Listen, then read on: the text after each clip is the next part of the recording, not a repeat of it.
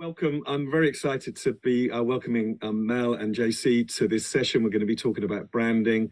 The accessibility community really needs to understand who it needs to connect with and learn the language and find out the perspectives of other people outside our own community. So this is a great chance, I think, to find out from two senior people in the world of branding about how disability inclusion and accessibility and all the broader inclusion issues that we care about, find out how that fits into their world. So Mel, please introduce yourself, tell us who you are and what you do. Hello, everyone. So I'm Mel Edwards. I'm the global president of VML. Probably worth me just saying what VML is. It's a creative company that really focuses on connected experiences. And what I mean by that is, looking at brand experience, the customer experience, and also commerce and how you join up that total experience. And my role in that is making that work and function throughout our entire organization of 30,000 people. And presumably some fairly significant brands that you do that with. Indeed, indeed. So we have fantastic brands that we have worked with for a very long time, and we are super proud of those clients, such as HSBC, working with JC, Microsoft. We work with brands globally like KitKat, Dell, Intel. So really great brands that we support across all of those areas. Brilliant. And JC, you joined us last year to I did. Lord Holmes, and could you tell us again what your role is, and tell us a little bit about, as well, about how that connects into the stuff that we know about within accessibility? Yeah, sure. So I'm Jonathan Castleman. I head up global brand at HSBC for HSBC Group. We live, actually, interestingly for this conversation, because it's about how do we communicate. We live within the global communications and brand function. And we sit at an enterprise level across the organization, which allows us to touch the whole company and think about our business from the aspects of our employees, our communities, and our customers, and what we need to do to be relevant and engaging to all of them. So, and yes, as Mel said, we've HSBC and originally JWT and then WT, and now the broader sort of WPP empire have worked together for many, many moons. I guess what we want to dive into particularly today is around this brand and communications story. How do you start to weave this in? The world around you is changing, and brand is obviously part of that, sort of reflecting back what's going on. Our journey as an agency started probably about 10 years ago. It might have been a bit before then. And that started really because we had, fantastic people within our organization that were living with some form of disability, or who had friends or family members. And I think that was a catalyst for us to start thinking about people living with disability and how we embed it, that approach, how we embed that into our thinking when we were creating briefs, when we were creating work, and ultimately campaigns, and now in terms of working with brands and clients around products. Is it something that is front and foremost in everyone's minds? I'm not sure it necessarily is, but I think that's on companies like, the one that I work at, and working with brands like HSBC, that we think about how we can show up and do better in everything we do. And I can talk a little bit about maybe the way that we approach that at VML as well. Thank you. And then JC, I guess, TechShare Pro is being hosted by HSBC this year. We've been working with Marley and others in the organization for many years. But from a brand perspective, is disability higher up the agenda now for you than it was before? And how does that feel for you in terms of your role as well, and where it's appeared from in your agenda? Well, if you looked at broader inclusion and then digital accessibility as part of that, but broader inclusion, we had employee resources group in HSBC that I didn't find out about till 6 months after I joined, which had, we have one Balance, which has 15,000 members. We have the Pride group, the Pride ERG, which has many more than that. So inclusion, and those have been around for more than 10 or 15 years. So I think being inclusive as an organization is part of our DNA, and it should, I think for most companies, I don't think any company sets out to be excluding of ethnicity or disability, I just think they're not maybe as conscious of it as they should be in the past. And so for us, I was surprised when I came here, but it is a part of the DNA of the bank. And I think if you are representative of the number of nationalities, the number of diverse audiences that we have, the number of customers that we have, you have to be able to serve them properly. You have to be able to do that. So I'm not surprised. It is extremely important in its broadest context. My boss sits on the main executive board of HSBC.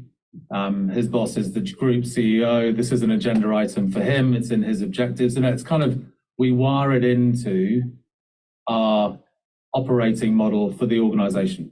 And I was going to say, sort of to build on what JC just said around ERGs, I think within a company, they're an amazing vehicle to build communities. I think we have about 25 ERGs. Yeah.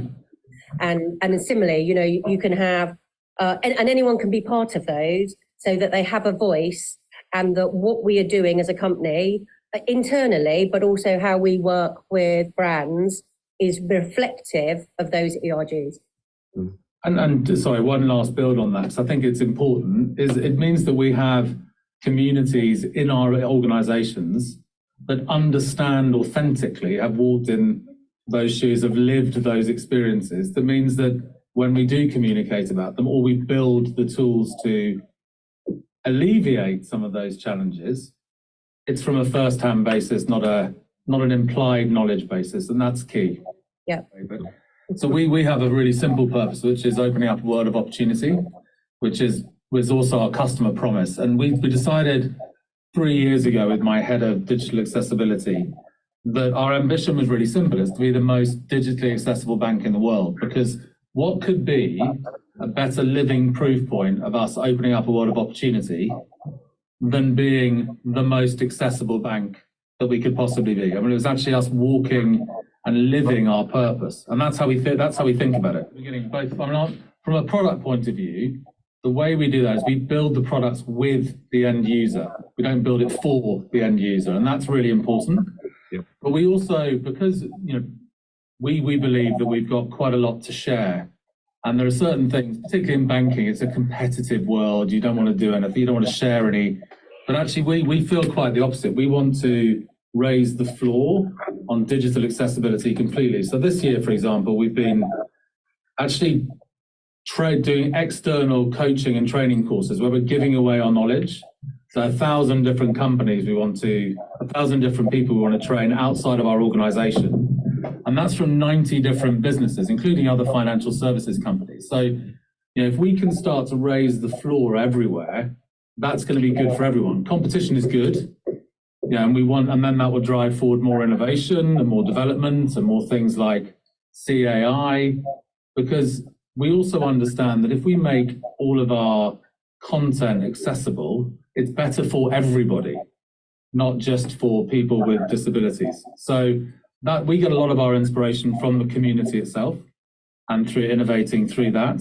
And also now by taking it outside, and that's whether it's here or in Hong Kong or in other parts of Asia or the world, that's giving us a lot of energy to continue pushing what we can do as an organization.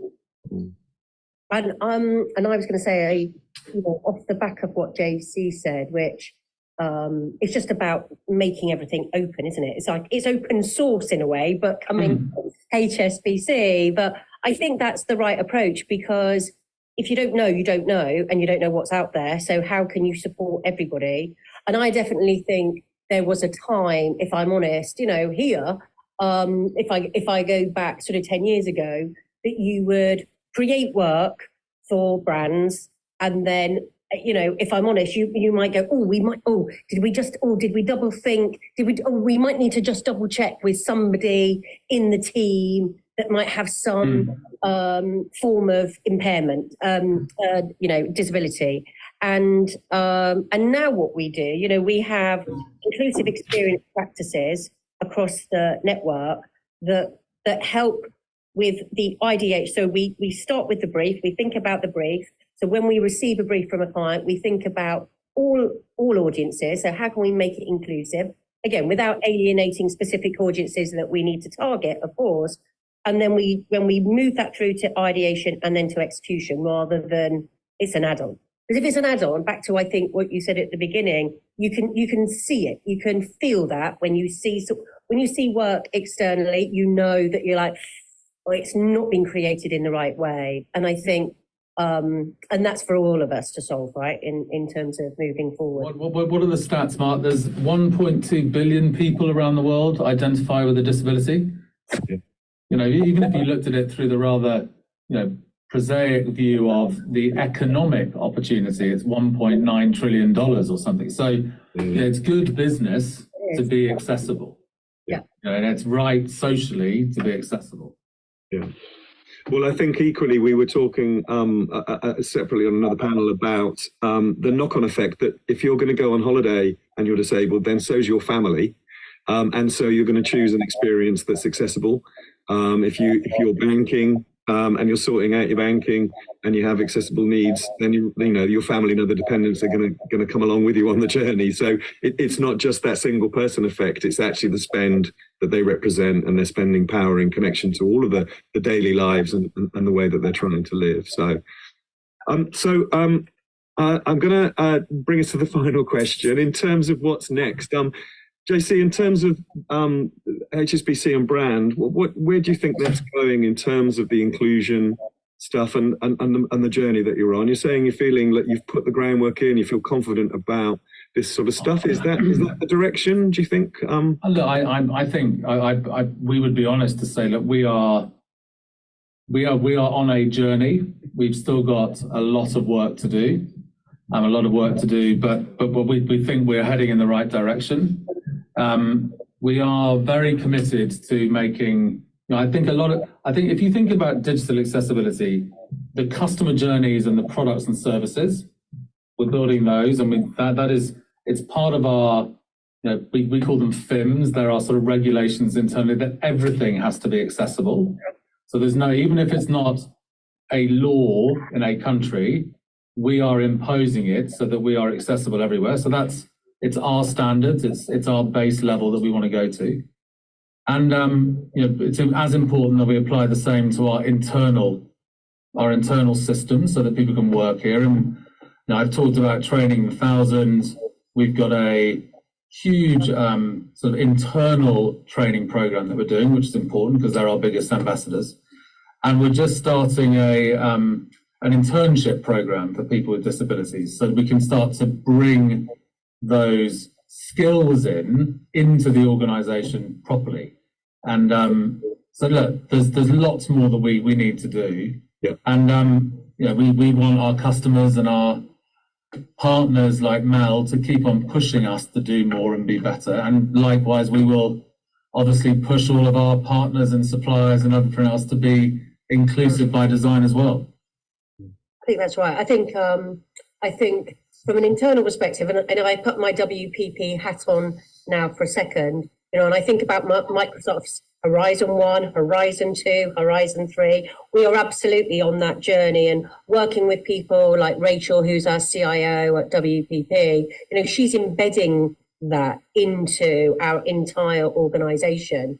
But what I think is interesting for the, I guess, the IT function and the marketing function is to be more connected on this, because I think sometimes the IT function in companies will absolutely, if it doesn't sit under somebody brilliant like a JC, for instance, that you can go, actually, I need to tick a box and be accessible, but actually it needs to run through the entire organization, which is when I think companies like, myself, my business sort of comes in, and I think we also are on that journey. And similarly, I think we need to push harder and do more. And yes, we are on that journey and we're getting better. And I think the work we are doing feels, even if I look at the work, if I was to pull out work from 5 years ago to the work we do now, you can tell the difference in terms of it feeling inclusive for everybody. But there's so much more we can do. And I think using technology, as JC said at the beginning, that's an enabler for us. That should be an enabler for everybody to be able to activate this for so many audiences. Thank you so much for giving us the time. and so much for sharing your insights as well. So thank you both.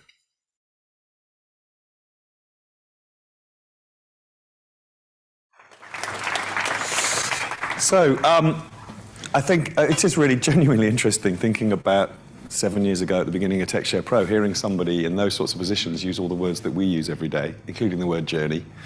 And I do think it's worth reflecting on that when you're in your organizations, the connections to marketing. These are ways that you're connecting with your customers that they're maybe not thinking about. So it's a shift in what we think about sometimes. You know, we're up on the screen looking at the code, thinking about the way that the date picker is working. Somewhere over here are people trying to make some money out of the customers that you're trying to connect to, and they're missing 15 to 20% of their market. That's a whole different conversation. And I think this is the point of trying to join in and connect in with other worlds. And final point, we talk about this event is essentially preaching to the choir. You're here because it's an accessibility event. You're in the accessibility choir. Go and find other choirs, go and find other connections that you can make, and find those rooms in the house that you're not in and start talking to them. And you'll find them using your language. The session yesterday evening with Hector, people were talking about the stuff that we talk about in jobs that haven't got the word accessibility in them. And I think that's very much the case now. I don't think it was true 7 years ago when we started, but it's definitely happening now. So this is essentially saying, go out there, go and connect with these people. They want to know what you know.